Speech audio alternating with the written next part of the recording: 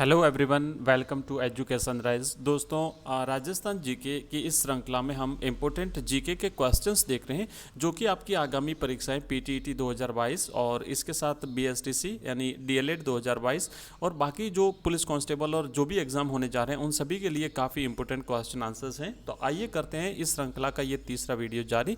देखते हैं इसमें कौन कौन से क्वेश्चंस हैं। पहला प्रश्न है, राजस्थान का अबुल फजल किसे कहते हैं? ऑप्शन 4 है आपके पास में। पहला है मोहनोत नैन्सी, ऑप्शन 2 है दुर्गादास राठौड़, ऑप्शन 3 पन्ना धाय और ऑप्शन 4 गोरा धाय। तो दोस्तों सही जवाब है इसका ऑप्शन 1, मोहनोत नैन्सी को राजस्थान का अबुल फजल कहते हैं। जिन जिन प्रश्नों का आंसर आपको आता है कमेंट बॉक्स में कमेंट करते जाइए और साथ ही साथ अपने आंसर जो है वो कंफर्म करते जाइए। दूसरा प्रश्न है, राजस्थान राज्य की दक्षिणी पश्चिमी सीमा किस राज्य से मिलती है? दक्षिणी और पश्चिमी सीमा किस राज्य से मिलती है?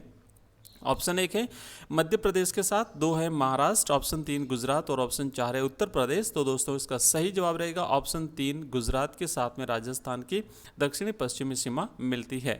नेक्स्ट प्रश्न है, बाड़मेर के सिवाना पहाड़ी क्षेत्र में स्थित गोलाकार पहाड़ियां क्या कहलाती हैं? बाड़मेर के सिवाना क्षेत्र में पहाड़ियों का पूछा है। ऑप्शन 1 है 56 की पहाड़ियां, ऑप्शन 2 नाकोड़ा पर्वत, ऑप्शन 3 उक्त 1 और 2 दोनों और ऑप्शन 4 है आड़ा वाला पर्वत। तो दोस्तों इसका सही जवाब है ऑप्शन 3, 1 और 2 दोनों, यानी 56 की पहाड़ियां भी कहते हैं इन्हें और साथ ही साथ इन्हें नाकोड़ा पर्वत के नाम से भी जाना जाता है।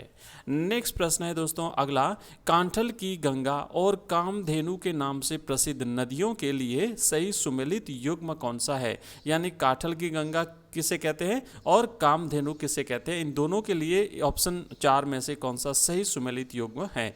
ऑप्शन 1 है बनास और काली सिंध, ऑप्शन 2 है लूनी और परवन नदी, ऑप्शन 4 है जोजरी और बाणगंगा नदी और ऑप्शन 4 है माही और चंबल नदी। तो दोस्तों इसका सही जवाब है ऑप्शन 4, माही और चंबल नदी जो है ये क्रमशः कांठल की गंगा और कामधेनु के नाम से जानी जाती है। माही को कांठल की गंगा के नाम से जाना जाता है और चंबल को कामधेनु कहते हैं।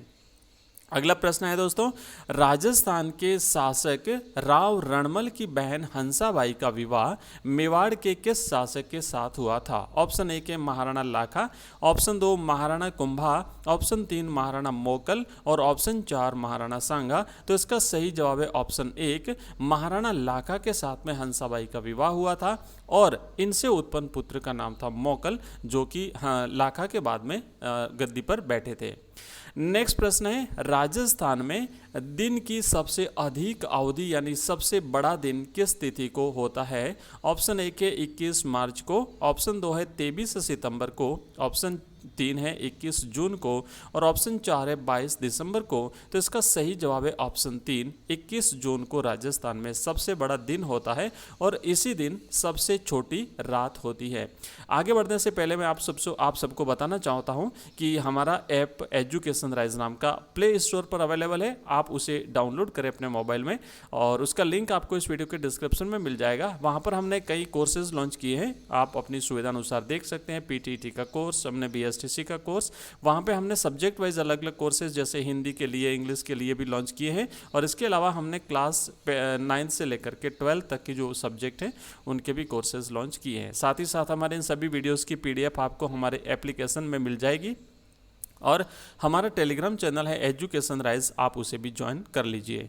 नेक्स्ट प्रश्न है दोस्तों, किस नदी का जल बंगाल की खाड़ी में पहुंचता है? ऑप्शन 1 माही नदी, ऑप्शन 2 सोम नदी, ऑप्शन 3 चंबल नदी और ऑप्शन 4 है साबरमती नदी। तो इसका सही जवाब है ऑप्शन 3, चंबल नदी जो है इसका जल यमुना में होते हुए गंगा और गंगा में होते हुए बंगाल की खाड़ी में पहुंचता है। नेक्स्ट प्रश्न है, मुहाने से उद्गम की और चंबल नदी पर स्थित बांधों का सही क्रम है? यानी मुहाना यानी आपको पीछे से आगे की तरफ आना है, मध्य प्रदेश की तरफ, राजस्थान से मध्य प्रदेश की तरफ आपको जाना है, तो बांधों का सही क्रम कौन सा रहेगा? तो इसका सही जवाब है दोस्तों ऑप्शन 2 जवाहर सागर, राणा प्रताप सागर और गांधी सागर। मैं यहाँ पे चित्र के माध्यम से आपको दिखा दूँ, इस तरीके से जो है वो इस चंबल नदी पर बांध बने हुए हैं। ये जो चंबल नदी है, इस चंबल नदी पर ये मुहाना है, और इससे अपन जब उसके उद्गम स्थल उद्गम स्थल इसका मध्य प्रदेश की तरफ आते हैं तो पहले आता है जवाहर सागर बांध, उसके बाद में आता है राणा प्रताप सागर बांध, यहाँ पे आता है कोटा बैराज, और उसके बाद में यहाँ पे आता है गांधी सागर बांध। अगर एमपी से राजस्थान की तरफ जाएंगे, इसके उद्गम स्थल से मुहाने की तरफ जाएंगे तो रहेगा गांधी सागर बांध, कोटा बैराज, राणा प्रताप सागर बांध और जवाहर सागर बांध। और अगर पीछे से इस तरफ आते हैं तो आपको क्रम याद रखना इस तरीके से रहेगा। नेक्स्ट प्रश्न है, राज्य में सर्वाधिक बीहड़ भूमि और कंदराएं यानी रेविन्स किस नदी क्षेत्र में स्थित हैं? ऑप्शन 1 है बनास, ऑप्शन 2 चंबल, ऑप्शन 3 काली सिंध और ऑप्शन 4 है बेडज नदी। तो इसका सही जवाब है ऑप्शन 2 चंबल नदी में राज्य में सर्वाधिक बीहड़ भूमि और कंदराएं विद्यमान है। नेक्स्ट प्रश्न है, राजस्थान राज्य में किस नदी का अपवाह क्षेत्र न्यूनतम है? सबसे कम अपवाह क्षेत्र वाली नदी कौन सी है? ऑप्शन 1 साबरमती, ऑप्शन 2 है माही, ऑप्शन 3 वाकल और ऑप्शन 4 है पश्चिमी बनास। तो दोस्तों इसका सही जवाब है ऑप्शन 3 वाकल नदी का बहाव क्षेत्र राजस्थान में सबसे कम है। नेक्स्ट प्रश्न है, अजमेर की आनापाव झील आना सागर झील में किस नदी का पानी आता है? ऑप्शन 1 है बांडी नदी का, 2 बेडच नदी का, ऑप्शन 3 साबी नदी का और ऑप्शन 4 है कांकनी नदी का। तो इसका सही जवाब है ऑप्शन 1 आना सागर झील में बांडी नदी का पानी आता है।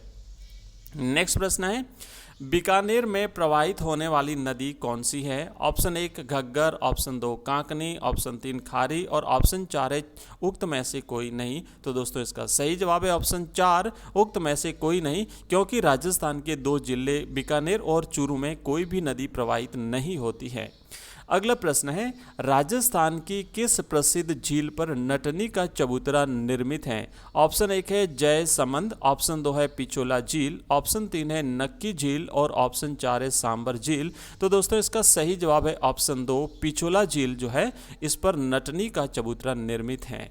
नेक्स्ट, किस नदी को वागड़ और कांठल की गंगा कहा जाता है? अभी हमने पिछला एक जो प्रश्न किया था वहाँ पर हमने देखा था कांठल की गंगा, तो उसे वागड़ की गंगा के नाम से भी जाना जाता है और इसका सही जवाब है ऑप्शन 2 माही नदी को वागड़ और कांठल की गंगा के नाम से जाना जाता है।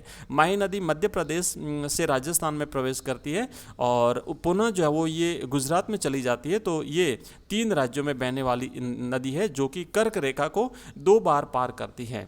नेक्स्ट प्रश्न है, निम्न में से कौन सी भैंस की नस्ल नहीं है? ऑप्शन 1 मुर्रा, ऑप्शन 2 है नीली रावी, ऑप्शन 3 है सुरती और ऑप्शन 4 है राठी। तो इसका सही जवाब है ऑप्शन 4 राठी जो है ये भैंस की नस्ल नहीं है, ये गाय की नस्ल है।